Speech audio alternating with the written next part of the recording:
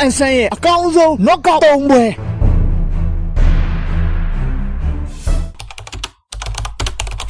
2018 ခုနှစ်မှာအောင်လအန်ဆန်ကသူ့ရဲ့ middleweight champion ခပတ်ကိုဂျပန်ဖိုက်တာကင်ဟစီကာဝါနဲ့ရှင်မြိုင်ထိုးသက်ပြီးခပတ်ကာကွယ်ဝဲထိုးခဲ့ပါတယ်။အဲ့ဒီပွဲမှာအောင်လအန်ဆန်ကပြင်စမအချီရောက်မှာပဲအပတ်ကတ်နဲ့ကင်ဟစီကာဝါကိုဝဲသိမ်းခဲ့ပါတယ်။ကင်ဟစီကာဝါကတော့အယုတ်ကျိုးပြတ်လေးကျသွားခဲ့ပါတယ်။ဒါကတော့အောင်လအန်ဆန်ရဲ့အကောင်းဆုံး knockout ပါ။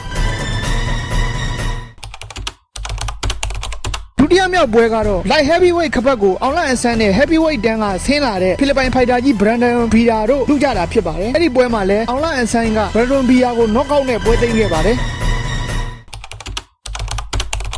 တတိယမြောက်အကောင်းဆုံး KO ပွဲကတော့အောင်လအန်ဆန်ကိုဝိတ်တန်းနှစ်ခုရဲ့ချန်ပီယံဖြစ်လာစေတဲ့ light heavyweight ခပတ်လူပွဲမှာ Alexander Machado နဲ့ရှင်မြိုင်ထိုးသက်ခဲ့ပြီး Alexander Machado ကိုအောင်လအန်ဆန်ကပွဲသိမ်းပေးခဲ့ပါတယ်။